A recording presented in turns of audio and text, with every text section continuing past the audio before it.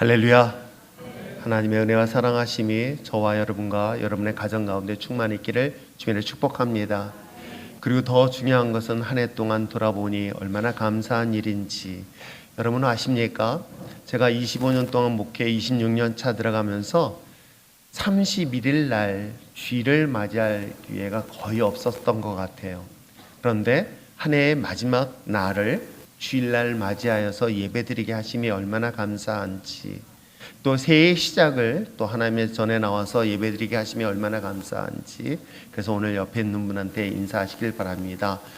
하나님의 은혜 가운데 축복하시길 원하면서 주님의 이름으로 새해 복 많이 받으십시오 라고 인사하시길 바랍니다.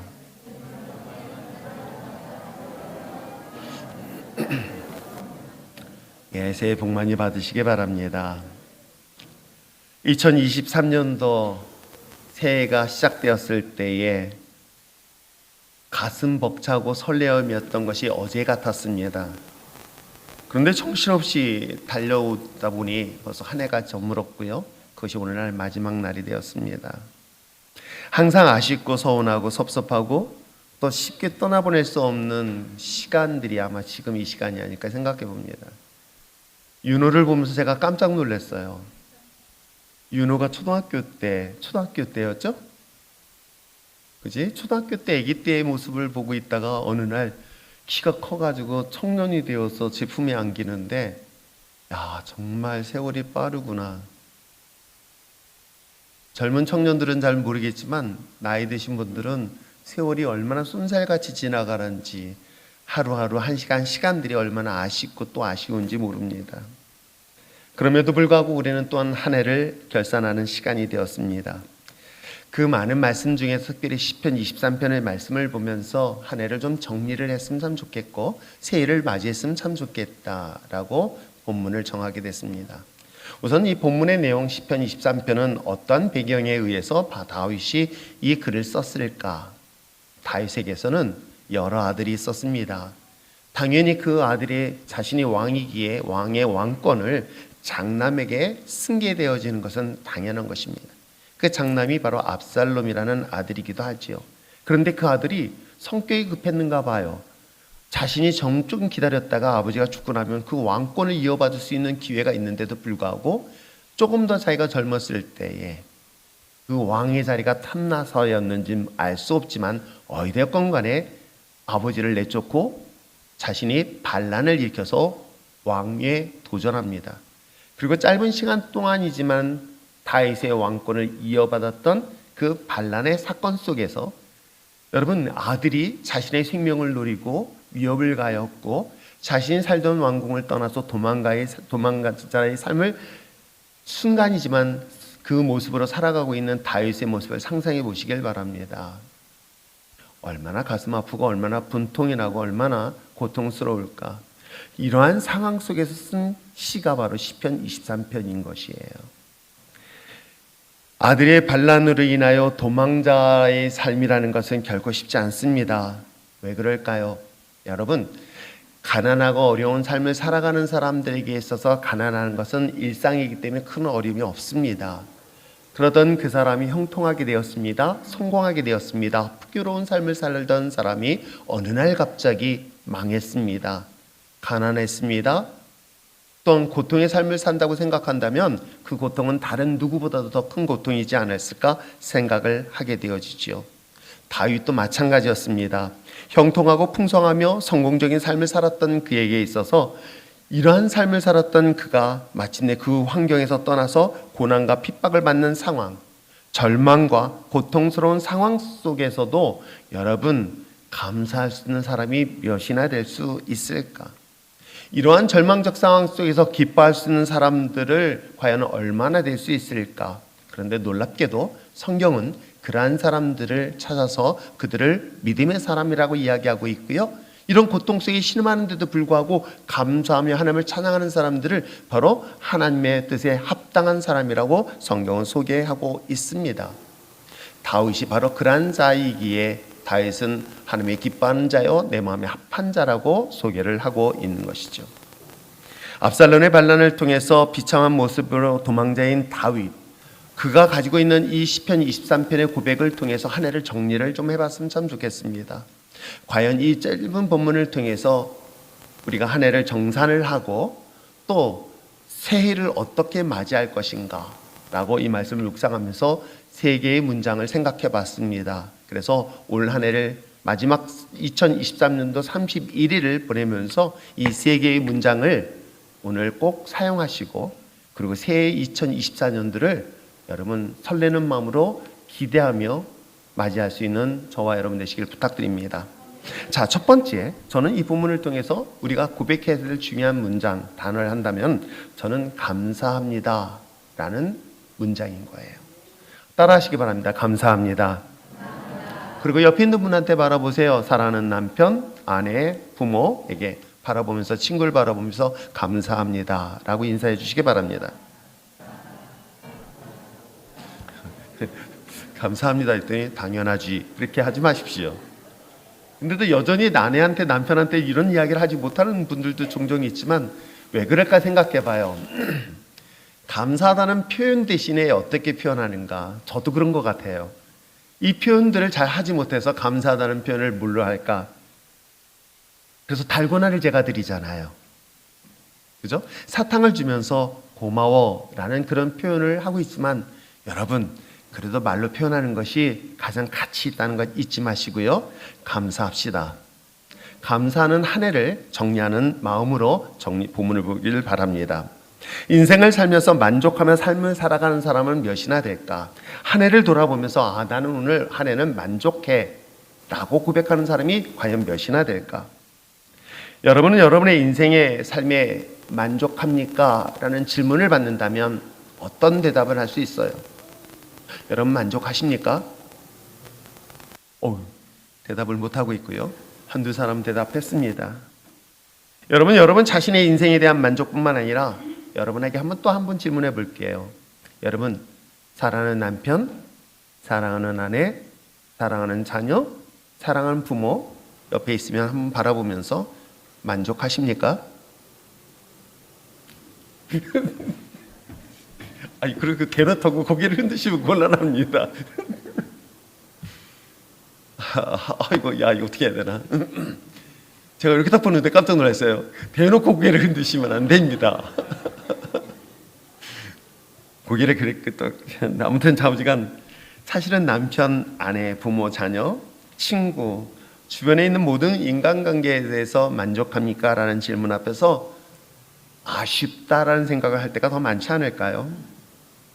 아마 여기 계신 여러분들 중에서 나는 내 남편이, 내 아내가, 내 자녀가, 내 부모가, 내 친구가, 내 주변에 있는 모든 사람이 만족합니다라는 그런 고백을 할 수 있는 사람이라고 한다면 저는 정말 행복한 사람이고 성공한 사람이라고 저는 감히 정의를 내릴 수 있습니다.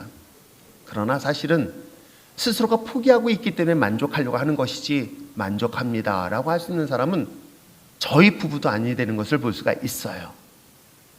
이런 상황이 우리들의 현재적인 삶이 아닐까. 만족한다고 고백한다는 것은 결코 쉽지 않을 것입니다. 그런데 오늘 성경은 놀랍게도 이 사실을 고백하고 있는 거예요. 여호와는 나의 목자시니 내게 무엇이 없다? 부족함이 없다라고 얘기하는 거예요. 그러니까 만족한다는 것의 또 다른 표현은 부족함이 없다는 것이죠.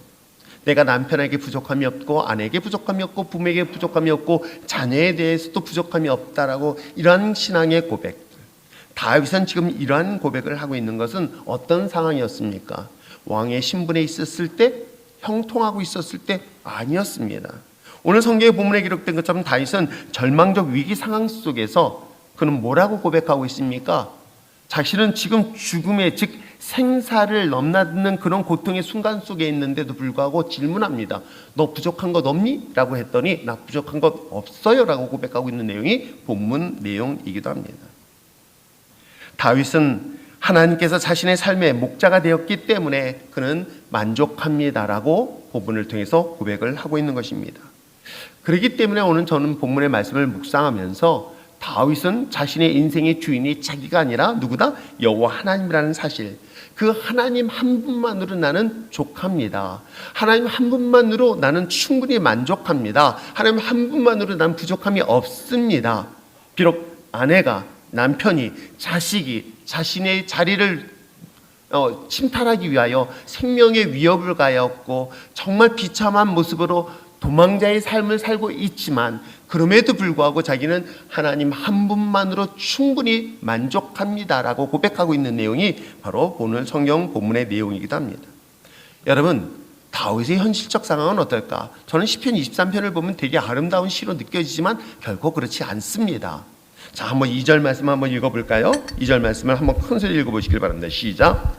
그가 나를 푸른 풀밭에 누이시며 쉴만한 물가로 인도하시는도다. 아멘. 하나님께서 다윗은 그런 고백을 하고 있는 거예요. 지금 남편 때문에, 아내 때문에, 자녀 때문에 만족한 것이 아니라 하나님 때문에 나는 부족함이 없습니다. 하나님으로 말미암아 나는 만족합니다 라고 고백을 하고 있는데, 그 2절에서 뭐라고 얘기하고 있습니까? 하나님께서 자신을 어떤 길로? 푸른 초장으로, 그렇죠? 오늘 본문에 기록된 것처럼 자기를 푸른 풀밭에 누이시며 쉴만한 물가로 인도하신다. 이 문장을 여러분 어떻게 해석할 수 있을까요? 여러분, 마치 푸른 초원에 누워서 텐트를 치고 그늘막을 만들고 멀리 보이는 그 대지를 바라보면서 설레는 그런 어떤 모습으로 혹시 여러분 상상이 되고 있는 건가요? 사실은 이 본문은요, 야곱을 생각하시면 됩니다. 야곱이 자신의 장자의 명분을 얻기 위하여 아버지를 속입니다. 그리고 그 장자의 명분을 얻습니다.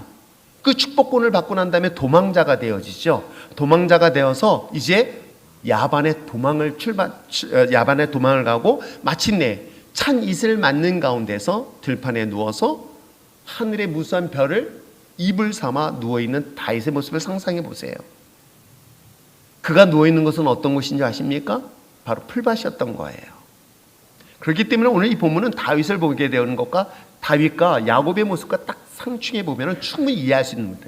우리가 이것은 아름다운 정경의 모습이 아니라 자신의 아름다운 왕궁, 편한 집이 있습니다. 그것을 도망자의 모습으로 떠나게 됩니다. 그리고 그 풀밭에서 어떡합니까? 찬 이슬 맞아가면서 누워있고 찬 이슬 맞아가면서 잠을 청해야 되는 이 다윗의 모습을 상상해 보시기를 바랍니다. 안전하며 화려한 궁궐에서 쫓겨나서 찬 이슬 맞는 그 풀밭의 모습이 여러분 아름답게 보입니까? 아니면 슬퍼 보이고 비참해 보입니까? 자신의 살던 집에서 어느 날 쫓겨났습니다. 자신의 살던 안전한 집에서 쫓겨나서 길거리에 앉아서 누워서 잠을 청하고 있는 그런 모습을 상상해 보시기 바랍니다. 지금 다윗은 그런 모습을 지금 성경을 통해 소개를 하고 있는 거예요. 어디 그뿐이겠습니까? 여러분, 왕궁에서 다윗이 마시는 물은 좋은 생수였을 것은 분명하고 잔은 어떤 잔이었을까요? 그래도 왕이니까 설마 플라스 잔은 아니지 않겠습니까? 왕 정도 되어야지만 황금 잔에다가 물을 받아서 생수를 마시는 모습을 상상해 보세요. 그런데 지금 그 모습이 아닙니다. 지금 어떤 모습을 얘기하고 있습니까? 쉴만한 물가, 웅덩이 같은 물이에요. 때에 따라서는 작은 시냇가예요. 여러분, 시냇가는 사람들만 마시는 물이 아닙니다. 짐승들도 지나가면서 마실 수 있는 그런 물들인 거예요. 그곳에서 그 물을 마셔야 되는 그 모습이 여러분 보기 좋습니까? 아름다운 모습으로 보입니까? 어찌 보면 자신의 삶은 이와 같이 도망자의 모습으로서 짐승들이 먹는 그 물을 같이 마시고 있으며 노숙하고 있는 모습으로 푸른 풀밭에 누워있는 그 모습을 오늘 2절에 소개를 하고 있는데, 그 소개하고 있는 그 모습에 대하여 그는 뭐라고 이해했습니까? 하나님이 나를 그 가운데서 인도하셨는데도 불구하고 나는 뭐예요? 만족합니다. 부족함이 없습니다 라고 고백하고 있는 것이에요. 오히려 그의 모습 속에서는 한숨과 원망, 때에 따라서는 탄식의 소리가 자연스럽게 나와야 되는 것은 아닐까요? 만약에 여러분이 그러한 상황에 처했다고 생각해 보시기 바랍니다.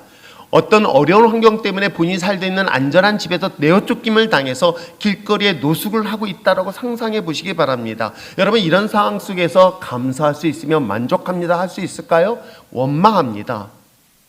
하나님을 탓하지는 않을까요? 부족함이 없다는 소리를 어떻게 감히 할 수 있을까요? 그런데도 불구하고 다윗은 부족함이 없어 만족합니다라고 고백하고 있는 내용이 바로 1절과 2절 내용이기도 합니다.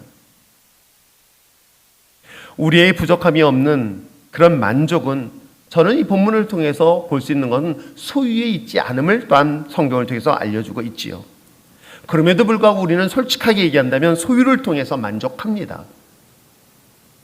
관계의 모든 관계도 소유를 통해서 만족을 하게 되어지지요. 그것이 내가 좋은 명품백을 가졌던, 좋은 차를 가졌던, 좋은 집을 가졌던, 뭔가 소유를 해야만이 비록 나는 부족함이 없다, 만족한다 라고 이야기를 할 수 있습니다. 물질뿐만은 아니겠죠. 사람과의 관계도 마찬가지일 것입니다. 아내가 나를 더 많이 사랑해 주길 바라고, 남편이 나를 더 많이 사랑해 주길 바라고, 부모가 나를 더 많이 사랑해 주고, 또한 뿐만 아니라 자녀가 나를 더 많이 관심 갖고 사랑해 주길 바라며, 더 나아가서 친구들의 관계도 마찬가지 아닐까요? 무엇인가를 내가 받고 내가 무엇인가를 소유해야만이 비로소 나는 만족하고 있는 것이 오늘날 우리들의 삶의 모습이기도 합니다. 이런 가운데 다윗은 3절의 중요한 신앙의 고백을 하고 있습니다. 읽어보겠습니다. 시작. 내 영혼을 소생시키시고 자기 이름을 위하여 의의 길로 인도하시는도다. 그렇습니다. 내 영혼을 다시금 새 힘을 주고요. 뿐만 아니라 그 자신의 이름을 위하여 의의 길로 인도하는 것은 결국 자신의 인생의 길을 바른 길로, 진리의 길로, 생명의 길로 인도하는, 즉 멸망의 길이 아닌 생명의 길로 인도하시는 분은 누구시다? 궁극적으로는 여호와 하나님이라고 다윗은 고백하고 있는 것입니다. 초현실적인 삶을 살아낼 수 있는 그 힘, 어찌 보면 고난을 속에서도 고난을 고난으로 느끼지 못하고, 절망 속에서도 절망을 절망으로 느끼지 못하고, 곧 슬픔 속에서도 슬픔으로 느끼지 않냐고 오히려 만족합니다, 감사할 수 있다는 이 초자연적인 초능력적인 힘을 가질 수 있는 것은 하나님만이 가능하다는 사실을 다윗은 이 본문을 통해서 고백할 수 있는 것이죠. 이런 고백이 가능했기에 그는 비록 세상의 눈의 기준으로 봤을 때는 부족할 것 같지만 만족합니다, 감사합니다라고 고백하고 있는 것이죠. 저는 우리 한 해를 정리하고 돌아보는 마지막 날, 사실은 저 역시도 아쉽고 또 아쉽고 또 아쉬운 것이 사실이기도 합니다. 뭔가 부족하다는 느낌을 받는 것 또한 사실이기도 합니다. 그렇기 때문에 때에 따라서 서운하기도 하고요, 때에 따라서는 아쉽기도 하고요, 한 해를 이렇게 보냈으면 어땠을까라는 그런 섭섭한 마음 또한 제 마음속에 있는 것을 부정할 수 없습니다. 그러나 또 한편으로는 견디고 버티고 이겨낼 수 있었던 것 또한 하나님이 내게 주신 힘이었기에 가능하지 않을까를 다시 한번 입술로 고백합니다. 그러면 한 번쯤 생각해 보시기 바랍니다. 31일 2023년 12월 31일 이 마지막 이 시간에 세상의 관점에 볼 때는 부족했습니다. 세상의 기준으로 보면 한없이 부족했습니다. 만족할 수 없었습니다. 그럼에도 불구하고 하나님으로 말미암아 나의 삶을, 하나님으로 말미암아 나의 가정을, 하나님으로 말미암아 우리의 모든 관계를 부족함을 채워주신 그 하나님의 은혜에 대하여 감사합니다라고 고백하며 결산할 수 있는 오늘이 되었으면 참 좋겠습니다. 이것이 하나님에게만이 아니라 때에 따라서는 남편에게, 아내에게, 자녀에게, 부모에게, 친구에게도 마찬가지 고백을 했으면 참 좋겠습니다. 만족하기 때문에 감사한 것이 아니라, 내가 넉넉하기 때문에 감사한 것이 아니라, 그 부족함이 있었음에도 불구하고 그 부족함은 내가 하나님으로부터 공급받기 때문에 내가 부족함을 느낄 수 있었고, 또 부족함뿐만 아니라 연약함도 깨달을 수 있었고, 또 서운한 것도 깨달을 수 있음으로 인해서 그 위로를 하나님으로부터 받았기 때문에 내 사랑하는 남편과 아내에 대하여 이 모든 것들에 대하여 감사하며 나갈 수 있는 저와 여러분 되어지기를 다시 한번 주님의 이름으로 부탁드립니다. 가장 가까운 사람, 소중한 사람들에게 고맙습니다, 저는 만족합니다라는 또 다른 표현으로 우리가 인사할 수 있는 것이 바로 고맙습니다라는 그런 고백이어야 되지는 않을까요? 내가 무엇을 받아서 감사하고 무엇을 받았기 때문에 감사하고 고맙다고 얘기하는 것이 아니었습니다. 다윗이 그랬던 거예요. 좋은 결과가 있기 때문에 하나님 만족합니다라고 얘기하는 것이 아닙니다. 그럼에도 불구하고 다윗은 그렇게 고백하고 있는 거예요. 하나님만으로도 충분히 감사합니다 라고 할 수 있듯이, 내 아내가, 내 남편이, 내 자녀가 있는 것만으로, 내 옆에 친구가 있는 것만으로, 내게 부모가 있는 것 하나만으로도 충분히 감사합니다 라는 그런 고백을 하며 한 해를 정리하는 저와 여러분 되시길 주님으로 부탁드립니다. 말씀드린 것처럼 어떤 내가 소유나 어떤 결과 등 때문에 만족해서 감사하는 것이 아니라 누구로 인하여? 하나님 때문에 내 아내에게 감사하고, 하나님 때문에 내 남편에게 감사하고, 내가 하나님 때문에 내 자녀에게도 감사하며, 하나님 때문에 내 부모에게도 감사하고, 친구에게도 감사하고, 내 모든 관계에 감사할 수 있는 2023년도 마지막 날 되시길 부탁드립니다. 자, 감사합니다만큼 또 중요한 고백이 또 하나 있습니다. 어떤 고백을 할까요? 라고 하면서 제가 두 번째 고백을 하기를 원하는데, 옆에 있는 분 바라보면서 이렇게 얘기해 보세요. 미안합니다. 했더니 은하는 하품하고 있습니다. 여러분, 정말 잘 안 되는 부분이 이 부분이에요. 저 역시도 마찬가지예요. 한 해를 돌아보며 감사합니다와 함께 고백해야 되는데 정말 용기가 필요한 것이 하나 있어요. 그게 뭐냐면 바로 미안합니다예요. 왜 이렇게 미안합니다는 말이 잘 안 나오는지 몰라요. 의도적이었던 아니면 실수를 했던 잘못을 인정하고 고백한다는 것이 한 해를 정리하고 마감하는데 중요한 결과물을 낸다는 것 잊지 마시기를 부탁드립니다. 자신이 인정하는 것, 잘못을 인정하는 것. 나 자신도 잘못했기 때문에 그것을 표현하는 중에서 하는 것 중에 하나가 바로 미안하다는 표현이겠죠. 그런데 어떻게 해요? 내가 미안합니다 했더니 상대방이 나를 더 공격하니까 그 말을 참아 못해요. 내가 저 사람보다 덜 잘못한 것 같은데 이 생각이 들 때가 참 많이 있어요. 또 미안합니다 말을 못하는 이유가 뭐 때문일까요? 자존심 때문이에요. 자존심. 저 같은 경우도 그런 경우예요. 자존심 때문에 사실 미안하단 말을 잘 못합니다. 그렇게 완벽한 걸 좋아하는 저의 스타일에서는 미안하다고 얘기하는 순간부터 저는 내 완벽함이 무너지기 때문에 그것을 하기가 정말 힘들어요. 그래서 엊그저께도요, 우리 집사람한테 짜증을 냈어요. 짜증을 낼 때 우리 집사람이 순간 본인도 상처를 받았겠죠? 짜증을 내는 순간에. 그래가지고 어떻게 해요? 다른 방으로 갔어요. 아니, 괜히 내가 화를 냈구나, 짜증 냈구나 라는 것에 미안한 마음이 있습니다. 그때 미안한 마음을 표현하기에는 자존심 상하잖아요. 근데 그 다음날 아침에 목욕을 간다고 하는 거예요. 그래서 어떻게 했는지 아십니까? 그래, 때밀 돈 5만 원. 목욕비가 7,000원이에요. 10,000원 주면 3,000원 남겠지? 5만 원에다, 평소에는 5만 원만 주는데 오늘 5만 원에다 10,000원 보너스 10,000원 붙여가지고 잠잘 때 몰래 머리맡에다 놔두고 왔어요. 그랬더니 그 다음날 아침 목욕 갔다 가서 저 어떻게 했는지 아십니까? 제가 문 앞에서 대기하고 있었어요. 그랬더니 제 배를 한번 퍽 때리더라고요. 이게 사랑한다는 표현이었고 용서한다는 표현이었던 것 같아요. 저도 미안하다는 표현을 그렇게 했던 것 같아요. 근데 그 말이 왜 이렇게 어려운지. 그냥 미안하다 말 한마디 했으면 전 6만 원 굳었을 거예요. 근데 정말 이 말들을 잘 못해요. 그래서 저는 오늘 이 자리에 여러분들에게 저의 말 듣고 상처받은 여러분들이 있다면 여러분 진심으로 미안하고 용서를 구합니다. 대답도 안 해주네. 고개 안 숙인다고요. 여러분 고개 숙였다니 이거 부딪히니까. 근데 여러분 미안합니다라고 한번 고백할 수 있는 여러분 됐으면 참 좋겠어요. 이것은 하나님과의 관계에서도 마찬가지죠. 자, 한번 4절 말씀 한번 읽어보시길 바랍니다. 다윗은 어떻게 미안합니다라고 고백하는지 한번 읽어보시길 바랍니다. 시작. 내가 사망의 음침한 골짜기를 다닐지라도 해를 두려워하지 않을 것은 주께서 나와 함께 하심이라. 주의 지팡이와 막대기가 나를 안위하시나이다. 여러분, 다윗은 참 묘하게 미안하다는 고백을 하고 있어요. 왜요? 자, 봅시다. 미안하다는 것은 상대방이 잘못했을 때, 나를 책망했을 때 그걸 받아들이는 거예요. 나를 꾸짖을 때 그걸 받아들이는 거예요. 그래서 내가 미안함을 그대로 인정하는 건데요. 제가 얘기했잖아요. 우리 집사람이 들어오면서 어퍼컷 배를 때렸습니다. 그걸 내가 만약에 화를 낸다고 한다면 내가 미안하다는 표현을 안 받아들이겠다는 것과 똑같은 거거든요. 근데 다윗은 오늘 본문의 4절에 기록되어 있는 것처럼 뭐라고 얘기하냐면 내가 사망의 음침한 골짜기를 다닐지라도 뿐만 아니라 뭐예요? 해를 두려워하는 것은 주께서 나와 함께 하심이나 주의 지팡이 주의 막대가 나를 안위한다라고 기록하고 있어요. 여러분 이 본문의 문장을 잘 이해해 보시길 바랍니다.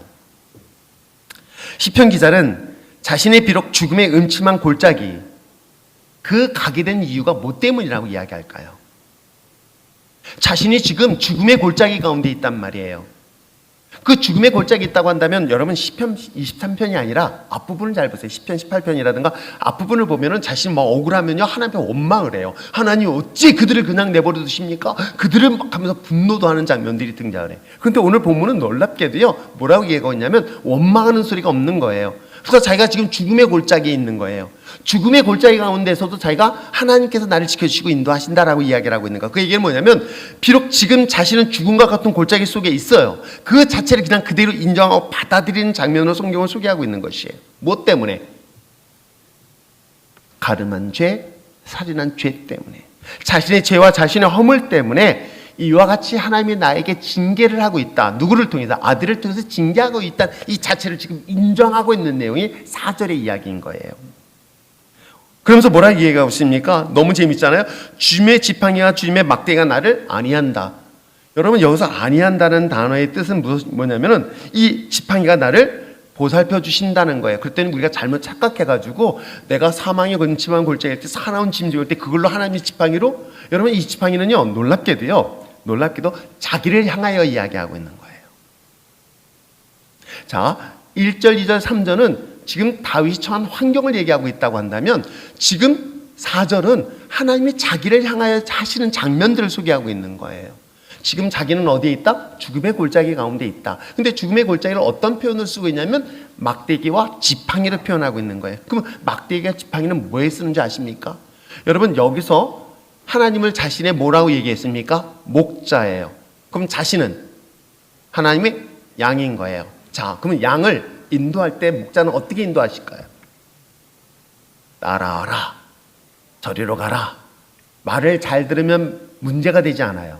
근데 목자의 손에는 뭐가 있어요? 지팡이, 막대기가 있단 말이에요. 그 막대기는 물론 사나운 짐승을 막아주는 역할도 하지만 때에 따라서는 그 지팡이를 누구를 때려줘요? 그렇죠. 양이 잘못된 길을 갔었을 때는 그 양을 회초리로 사용해서 그를 바른 길로 인도한다는 거예요. 지금 4절을 그 얘기를 하고 있는 거예요. 내가 죽음의 골짜기 가운데 있어. 이 죽음의 골짜기 그 자체가 하나님이 주신 지팡이고 하나님이 주신 막대기 역할을 한다고 얘기를 하고 있는 거예요. 그래서 나를 어디 길로? 바른 길로 인도하시기 위함이다. 여러분 지금 이 장면을 다윗은 고백하고 있는 거예요. 여러분이 여러분의 삶 속에서 만약에 이런 삶을 고백하고 있다면 어떻게 고백할까? 내가 지금 죽음의 골짜기 가운데 있어. 내가 지금 고통 속에 신음하고 있어. 물론 이것이 내 잘못인 건 맞아. 그런데 뭐라고 얘기하는 줄 아십니까? 근데 쟤는요. 쟤는 나보다 더 잘못했는데 쟤는 가보니까 왜 나만 그럽니까? 라고 하는, 제가 25년 목회하면서 이 소리 정말 많이 들어요. 왜 목사님 나에게만 이렇게 얘기를 해요? 그냥 하고 있죠? 여러분 이 장면을 잘 보세요. 다른 사람들에 대해서는 왜 그렇게 하는데 왜 나한테는? 근데 다윗은 그렇게 고백하지 않아요. 다시 자신이 잘못한 것에 대하여 하나님 그대로 인정한 것. 그래서 다윗은 이것을 하나님의 책망을 몰라 표현하고 있냐면 하나님 죄송합니다, 미안합니다를 그 모습 그대로 받아들이고 있는 장면으로 소개하고 있는 내용이 본문 내용인 거예요. 대부분의 경우는 이런 상황이면 억울합니다라는 분노의 소리를 정말 전 많이 들어요. 원망의 소리를 많이 들어요. 근데 그건 정말 미련하고 어리석은 생각이에요. 다른 사람보다 더 중요한 것은 왜 다른 사람들보다 왜 하나님 나에게 더 이런 책망을 하십니까? 라고 할 때는요, 여러분 책망이 다른 사람과 비교해서 내가 더 크다는 것은 난 그만큼의 지도자 위치에 있고요, 그만큼 위치에 높은 위치에 있기 때문에 그만한 책망의 소리를 들어요. 교육자가 주일날 예배 시간 늦으면 저한테 맞아요. 그런데 교회 나온 지 얼마 안 된 사람이 일주일에 한 번, 한 달에 한 번 오면요, 잘 오셨습니다라고 칭찬해줘요. 그랬더니 그 얘기를 듣고 누가 그러더라고. 목사님은 사람을 편애한다고. 누구는 한 달에 한 번씩 나오는데도 잘 왔다고 칭찬해 주는데 자기는 예배 시간 늦었다고. 그래서 집사 직분을 박탈을 해요. 위치에 따라 신분에 따라 다르자는 것 아시겠죠? 어린아이가 대소변을 가리지 못하여서 지저귀의 변을 본다면 부모들은 어떤지 아세요? 색깔을 봐요. 냄새도 맡아봐요. 이 아이가 혹시라도 병이 있지는 않은가, 건강한가 확인을 다 합니다. 그러나 성인이 되어서도 그런다고 한다면 이건 심각한 문제인 것이겠죠.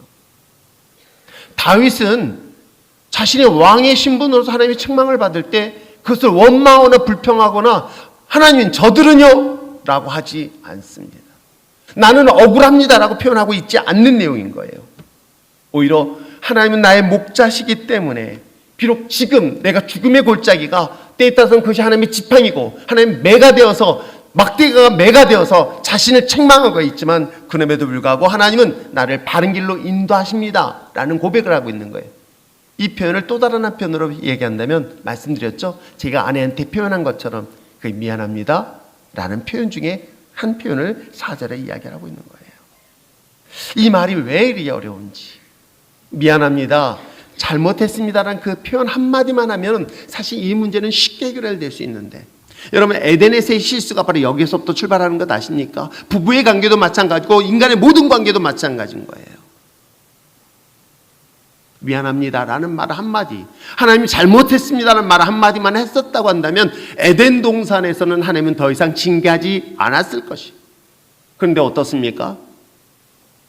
아담은 아내 탓하고 있어요. 제발 남편들 아내 탓하지 마시기 바랍니다. 누구 탓하지 마세요. 아담이 그때 그래도 그 가정의 가장으로서, 남편으로서 그래 이 모든 잘못은 제 책임입니다라고 그 책임을 스스로 인정했었다고 한다면 에덴 동산은 더 이상의 인간의 불행은 없었을 것이에요. 그 말하기가 왜 그리 어려운지, 한 해를 정리하면서 돌아보면서 그래서 짧은 문장으로 이 단어를 쓰게 된 거예요. 저 역시도 사실은 정말 쉽지 않은 표현이기도 합니다.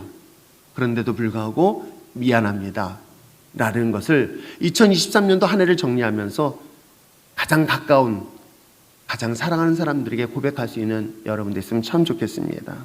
먼저 여러분이 다가가서 미안해 라고 고백하십시오. 그랬더니 미안했더니 이슨 인간이 죽을 때가 됐나? 이런 소리 들어도 상처받지 마시기 바랍니다. 그럴 때는 여러분 그냥 아무 소리 하지 말고 손 내밀어 주세요. 자, 그래서 두 번째, 첫 번째 뭐 하자? 감사합니다. 옆에 있는 분 한번 보시고 얘기하세요. 그 다음에 이어서 두 번째, 내가 뭘 미안했어 하면서 저를 쳐다보시는 분들이 의외로 많아요. 이런 고백이 여러분의 가정을, 한 해를 정산하는데 반드시 놀라운 결과를 가져다 주게 될 줄 믿습니다. 다윗은 지나간 시간에 대하여 감사합니다, 그리고 미안합니다, 이것으로 끝났다고 한다면 내일의 희망이 없어요.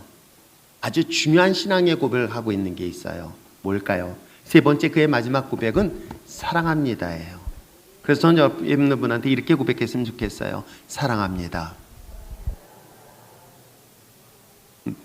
진짜 하나시네.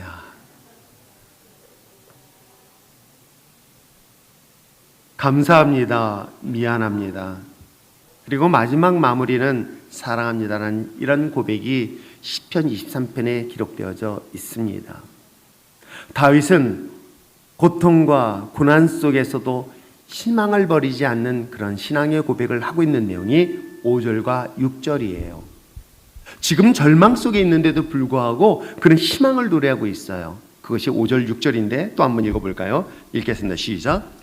주께서 내 원수의 목전에서 내게 상을 차려주시고 기름을 내 머리에 부으셨으니 내 잔이 넘치나이다. 내 평생의 선하심과 인자하심이 반드시 나를 따르리니 내가 여호와의 집에 영원히 살리로다. 아멘. 원수의 목전에서 상을 차려주시고 다시는 왕에게 기름 부어주시듯이 다시는 기름에 충만한 상태에 대한 신앙의 고백을 지금 5절과 6절에 이야기를 하고 있어요. 그러므로 다윗은 다시는 왕궁에서 아닌 하나님의 집에 영원히 함께하겠다라고 고백을 하고 있는 것입니다. 이 단어의 문장 속에서 그 무엇보다도 소중한 고백이 있다고 한다면 무엇일까를 생각해 보니까 사랑합니다였던 거예요. 하나님 사랑합니다. 지금 내가 비록 죽음의 골짜기 가운데 있습니다. 그것이 내 잘못이라는 책망이었기 때문에 하나님 인정합니다. 그럼에도 불구하고 하나님 원수의 목전에서 상을 내게 차려주시고 이제 왕궁보다 더 위대한 하나님의 거룩한 나라에 임할 것에 대한 소망을 가지고 고백한 것이 뭐예요? 사랑합니다 였던 거예요. 저는 우리의 가정이, 그리고 여러분의 사업장이, 그리고 하나님의 몸된 율전교회가, 그리고 이 세상이 이런 고백을 할 수 있었으면 얼마나 좋을까. 정치도 마찬가지 아닐까요? 악수를 하고 서로 다른 생각을 갖고 서로 으르렁거리면서 싸웠다 할지라도 하나님을 돌아보며 고마웠어, 당신이 있었기에 내가 있었고 내가 있었기에 당신이 있었어 라고 하면서 서로 고마워.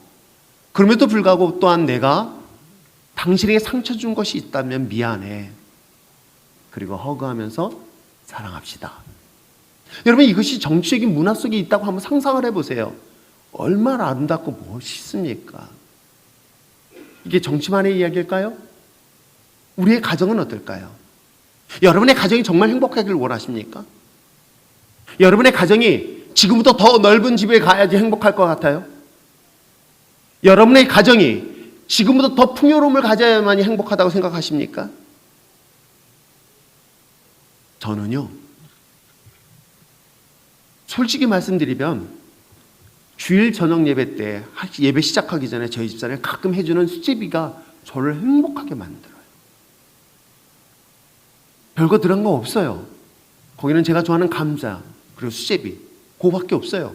반찬은 김치 하나예요. 근데 저는 만족하고 행복해요.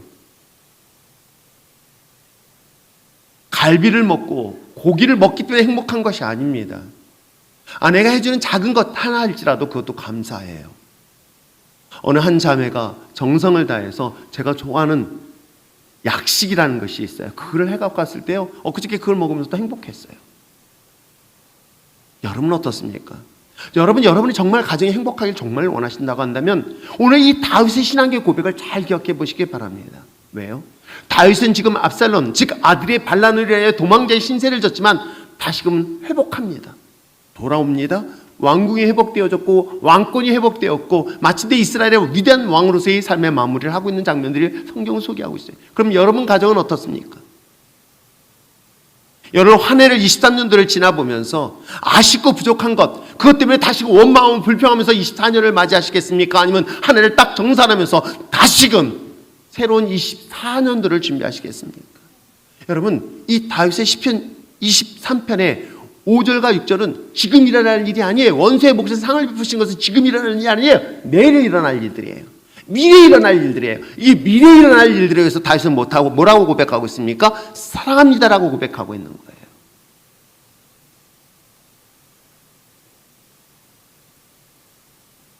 (40년간) 동안 살아준 아내에도 감사하고요. 제가 오늘 아침에는 한 청년을 만나면서 기도해 준 바람에 아기를 위해서 기도하는 바람에 기도 못했지만은 우리 김성순 권사님의 어머니 같은 경우도 한평생 남편과 살다가 남편이 먼저 하나님 나라 갔어요. 그 남편에 대한 그림은 굳이 말하지 않아도 너무나 잘 아실 거예요. 왜? 한평 남편하고만 살아왔던 분. 항상 남편을 위해서 기도해 줄 때마다 본인이 우세요. 그래서 천국에서 다시 만날 것을 기대하면서 기도합시다. 어머님도 천국 소망 가집시다. 내 옆에 있는 사람들이 때에 따라 나를 불편하게 하고 힘들고 했었지만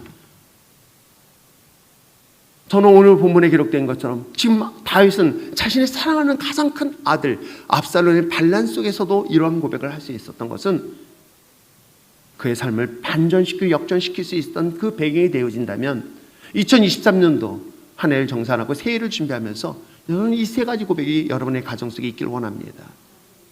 그래서 세상의 소유를 가지고 행복한 것이 아니라, 가지고 있음으로 인하여 만족하는 삶이 아니라, 그럼에도 불구하고 나는 내 남편이, 내 아내가, 내 가족이, 내 소중한 이 모든 사람들에게 감사해.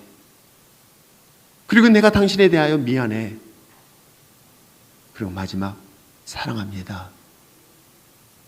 이것이 여러분의 가정의 신앙의 고백이 되어지고 전 율전교회의 고백이 되어지길 바라며, 더 나아가서 이 나라 이 민족 정치 문화 속에서도 그런 문화들을 보길 저는 기대하고 기도하고 있습니다. 우리가 고백하는 사랑합니다는 깨어진 우리의 삶을 회복할 것이고 하나님의 자녀로서 높임을 받으며 더 나아가서 그것이 하나님의 나라인 천국의 가정으로 변화시키는 놀라운 역사를 반드시 경험하게 될 줄 믿습니다. 그러므로 올 한 해 2023년도 마지막 이 주일 예배에 참석한 여러분을 진심으로 환영하면서 저는 목사인 제가 25년 동안 기도하면서 기도했던 것 중에 하나가 여러분의 가정이었고 여러분의 자녀들이었고 여러분의 삶이었던 거예요. 어느 누구도 망하거나 깨어지거나 상처받지 않기를 원하는 것은 목사가 갖고 있는 마음, 부모가 자녀에 대한 기대하는 마음과 똑같을 것입니다. 그러기에 올 한 해 2023년도 하나님의 은혜 가운데 우리가 잘 이겨왔습니다. 그리고 우리는 또 다른 새로운 미래를 위하여 내년을 준비할 것입니다. 내년에 하나님의 또 다른 우리 가정의 새로운 변화를 일으키고 축복할 걸 기대하면서 마지막 사랑합니다라고 고백할 수 있는 2023년도 마지막 날 그리고 새해가 될 수 있는 여러분 됐으면 참 좋겠습니다. 감사합니다. 그리고 미안합니다. 그리고 사랑합니다. 우리 모두 눈을 감고 가장 가까운 옆에 있는 분의 손, 남편, 아내, 자녀의 손을 붙잡고 잠시 기도한 시간 갖기를 원합니다. 그냥 있는 것만으로도 감사하고요. 있는 것만으로도 미안했어요. 그리고 더 중요한 것은 사랑합니다. 왜 이런 고백이 왜 이렇게 어려운지, 이 모든 것들이 정말 왜 이렇게 어려운지 돌아보면 참 부질없는 것인데 여러분 옆에 있는 분 바라보며 또 이 자리에 남편이 없다면 가족이 없다면 그들을 바라보면서 기도합시다. 하나님, 내가 하나님 한 분으로 인하여 감사하고 미안하고 사랑합니다는 이런 고백이 이젠 사랑하는 남편에게, 사랑하는 아내에게, 사랑하는 자녀들에게, 부모에게, 형제들에게, 친구들에게 있기를 원합니다. 하나님 몸된 교회가 정말 이런 고백들이 자연스럽게 일어나기를 원합니다. 미안해, 그리고 사랑해. 우리 다 같이 주님 앞에 간구하며 기도하시겠습니다.